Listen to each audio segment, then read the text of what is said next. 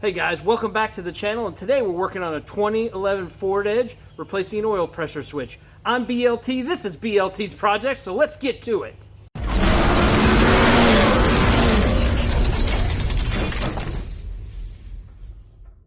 Alright, so on the Ford Edge, we are replacing the oil pressure switch.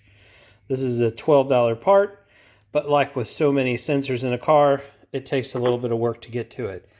I've been told that it is down here between the alternator and the AC, kind of resides by the condensation pipes. So to do that, I've also been told we have to take out the fans, probably have to take out the airbox plenum.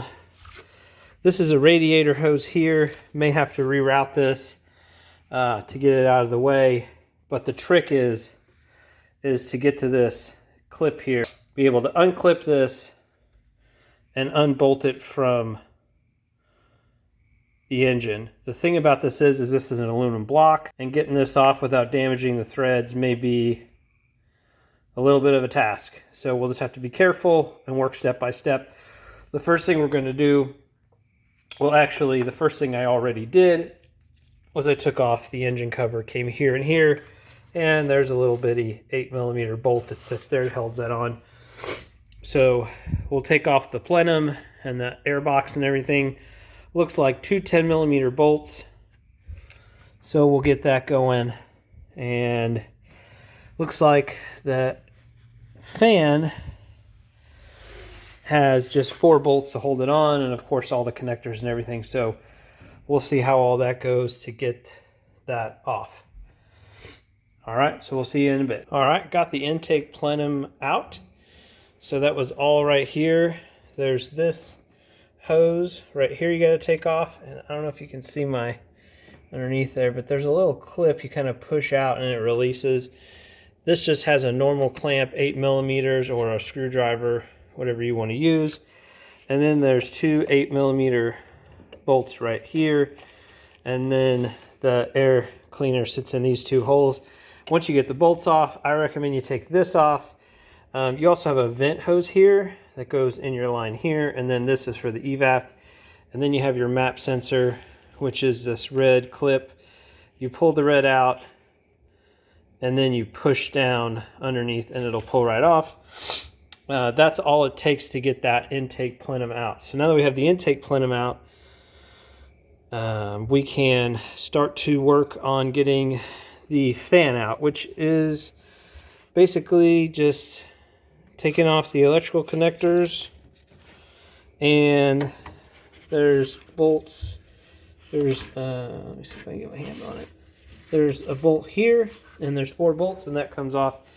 And that is really just to give you some more space to work with. Really has nothing to do with the actual part itself. So that's where we're at. So now we'll work on getting that fan out, and we'll see how it goes. All right, wanted to give you a quick update on where we're at. So you have this electrical connector, has 2 plastic clips that hook into the fan, okay?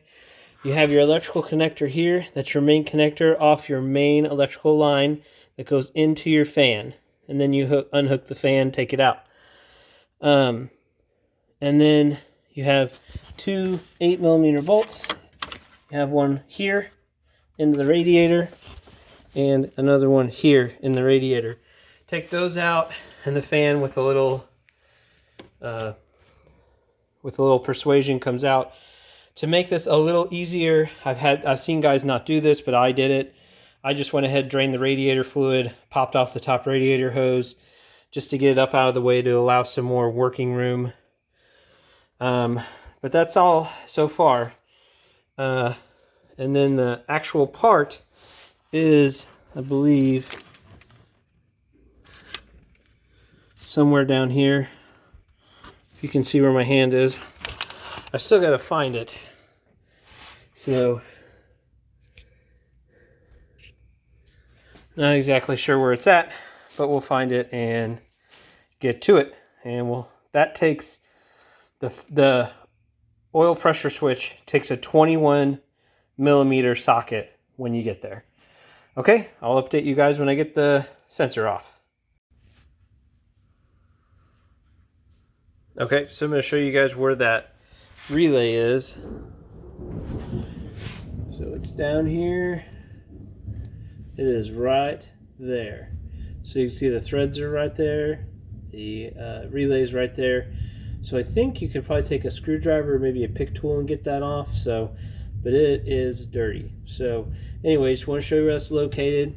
Alternator is right here. Your AC compressor is right there. There's this tube that runs down. So you just kind of follow the tube down and it's right there. And I will say that getting this radiator hose out of the way was a great idea. That gave me a lot of space to work with. So, and in these tight engines, you need as much space as you can get. So we'll get that off and get going. Okay, so I wanted to show you how I got it off. The relay is facing this way.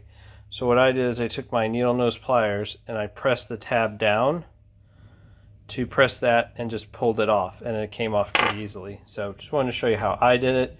May not be how you do it, but that's how I got it to come off without much of a struggle.